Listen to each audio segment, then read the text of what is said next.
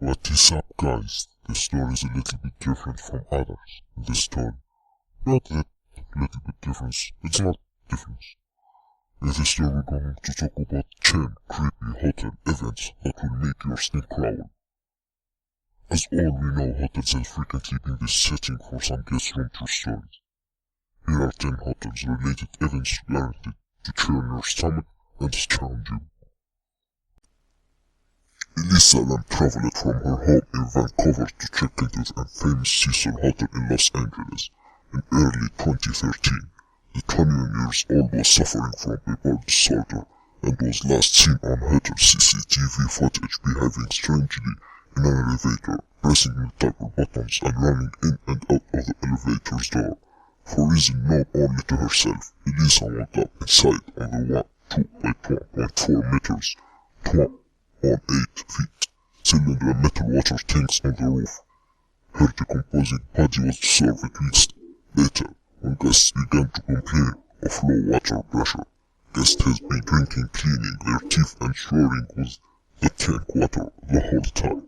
However, this event have been creepier twice, coinciding with the death of Elisa Lam.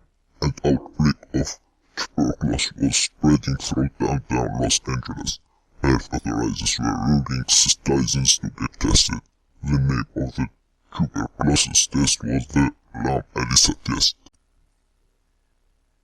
George R. Sanders was 14 when he checked into the Dixie's Hotel in Manhattan in 1931, determined to end his own life. He got a room on the 7th floor, but soon doubled his sweetest effort by requesting one of the 14th floor instead. He left the floor for not for the police. Ghosts of death, suites, isn't mental depression, letters or safe boxes and other paper would be found in the top of the bureau tower, right side at home. Seeing that instruction are carried out, George had considered almost everything, being such a considered guy, but one thing he didn't consider was where he'd land after jumping. George crashed through the roof of an Argentine restaurant and landed right at the feet of a horrid dining couple of the restaurant's night manager. Ironic that a man who tied up the fine details of his life so conceited and naturally should check out in such a physiologically scaring and messy fashion. At least the restaurant's staff and patrons weren't quite as unlucky as the individual who was killed by jumping Swedes in 1962 while passing the Cecil Hotel in Los Angeles. Saudi Arabia Prince George Abdulaziz bin Nasser al-Saudi violently murdered his male submissive slave on the left and right of the photograph respectively in a top London hotel in 2010. There was a sexual element to the murder, but the prince repeatedly denied this. He was also charged with various bodily harm after furiously attacking the submissive in one of the hotel's lifts. The whole incident being caught on CCTV.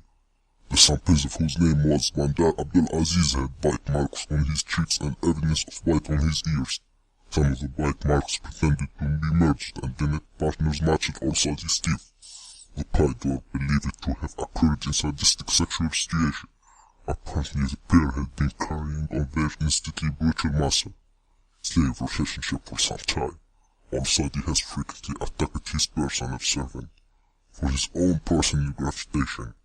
He denied his homosexuality even when a guy master gave evidence. Al-Saudi had already requested the master after viewing him on an extremely homoerotic website. The prince was denied diplomatic immunity and jailed for life deposit his wealth and royal blood.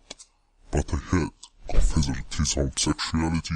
He may well have been decapitated and a follower to return to Saudi Arabia anyway, since homosexuality remained a capital offense there.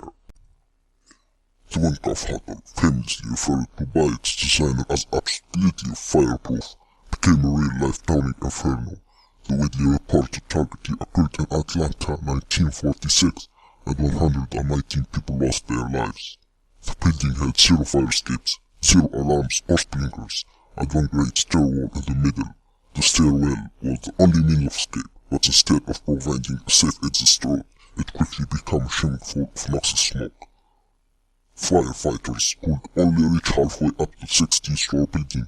People were forced to jump from the upper lifts. 32 died from falling, many having tired sheets into makeshift ropes in the forced attempt to escape the heat smoke and flames.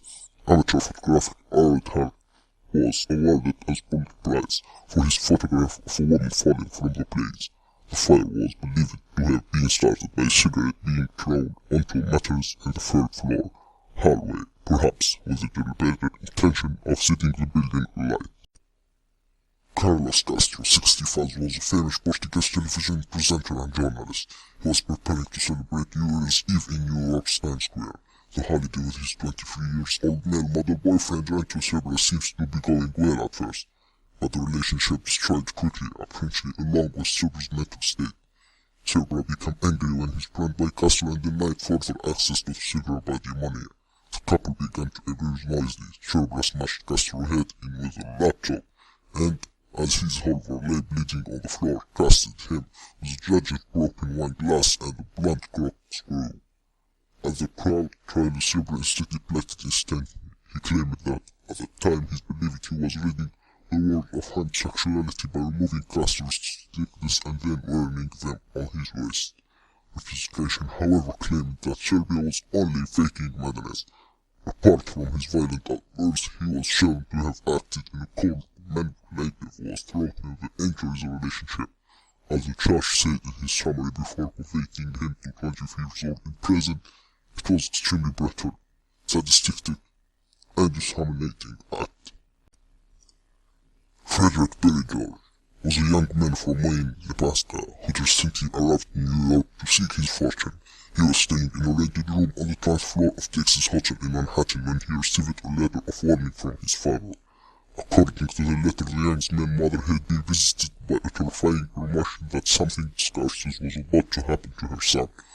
Only a day or so later, hotel staff noticed smoke coming from under the door of Billy's room. They entered the room and found him facially burned, unconscious by sitting upright in a smaller chair. Clothing on his upper body had completely burned away. He was taken to the Storie hospital, but died on his injuries just there and 3/4 hours after having been discovered. Back in the hotel room, the letter was found. In the letter, Billy's father, a lawyer, asked his son to be careful and to write hope daily until his mother became less anxious. A man who called himself Dr. George D. Pullman checked into the Surface Hotel London on March 1, 1909. He arrived at the hotel in fine clothes, speaking in an American accent and already a whole suite of rooms that he never intended paying for. Hotel staff were so impressed by his claim that his wife and maid were followed in a motor car that apparently nobody questioned Pullman's authenticity. Cementing his first impression, he later asked reception if there was anywhere close by where he could purchase automobile tires. Then, being an apparent sign of wealth at this time, Pullman went instead to a jewelry shop in Brooklyn and carried where he asked to view a range of diamond rings and expensive diamond color necklace.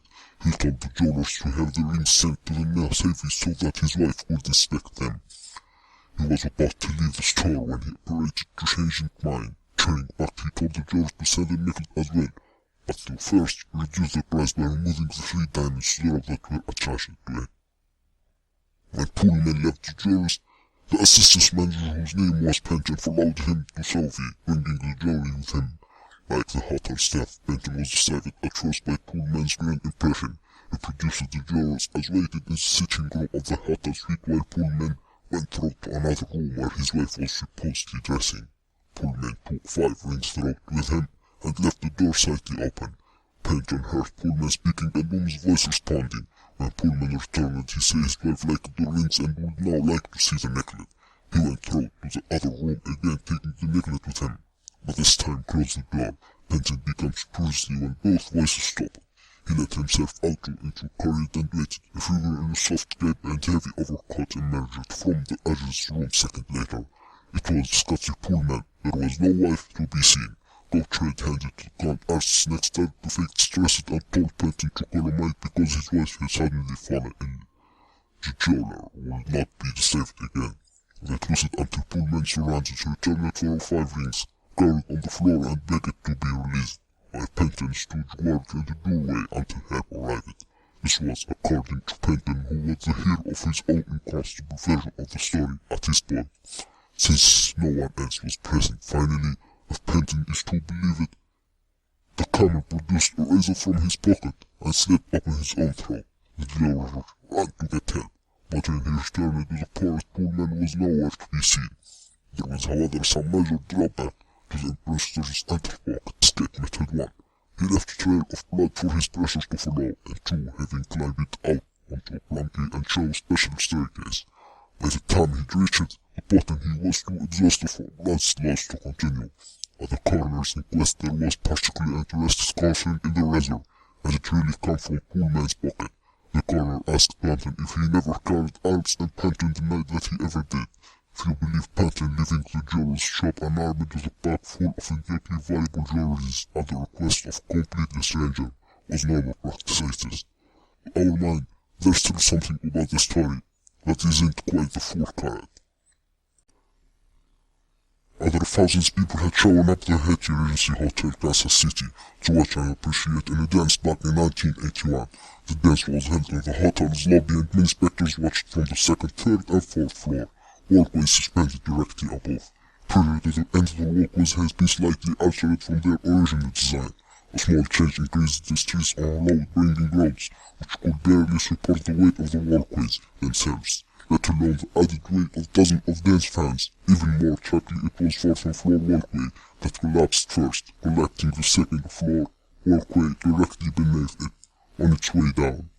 The story was new all across America and the world as the search operation continued over a 14-hour period. Those who had been injured beyond hope of recovery or told they were going to die and given morphine. Many of those already dead were discharged in order to provide access to those yet living but trapped in the wreck page. A total of 114 died in Haiti disaster, making it the deadliest structural collapse in American history after the Twin Towers tragedy. Parish natives in the rescue opportunity remained psychologically tremendously long after the event itself. It was lunchtime in a busy commercial area of Jacqueline, Indonesia back in August 2003. Asmar Latina Singh was driving a Toyota loaded with explosive. The last remaining second of his life were captured in CCTV camera footage as he pulled up outside the Marriott Hotel and was apprehended by a security guard. The vehicle exploded, dozens of windows instantly slashed within the deadly blast radius. Burned bodies lay in the street. People reportedly ran from the office building holding their flaming faces. The first 5 floors of the metals were a mess of twisted metal, shattering glass and risking black smoke. The explosion was so powerful that initially it must have seemed unlikely that the driver would ever be infiltrated. The situation changed, however, when science server head was discovered on the 5th floor. After some facial construction, the head was shown to Joe Jared Burris, was recognized Sani and confessed to having recorded him. Sani's identity was later confirmed by DNA testing carried out on the dead. 2 Canadian sisters staying in a hotel on the Faroe Islands of Fifi Island died under mysterious construction in 2012. Their bodies were found handled in their beds with bleeding gums, blue lips and discolored fingernails and toenails. There were lesions all over their skin and the room was full of vomit. They'd already been dead for some time, having last been seen returning from a bar on June 13, and apparently having remained in their room until a maid entered with a maestri key on the 15th. The young woman had clearly been poisoned, and certain autopsy reports from the Thailand indicated serious food poisoning. A Canadian coroner later questioned the theory that the intricate deed has poisoned the woman, claiming that the amount of deed in the body was too small to have been harmful. In 2009, 2 other young women, one an American and other Norwegian, had died in a similar manner under similar mysterious circumstances at the same reserves. A number of other such deaths had also been reported. The cause of these deaths were again never established, though poisoning was suspected. Another spate of suspicious death has occurred in the morphine-filled city of Chiang Mai, where several visitors from various countries staying at the same hotel had possibly been killed by exposure to color fifes, a chemical spray used to kill bedbugs. Many have speculated there may be covered up on the part of the authorities whose fear harm to silence Tom Stray. Their police closed the case of the Canadian sister's death just 3 months later. YouTubers, I hope that you enjoyed this episode. And please subscribe, like, and put a comment. See you later.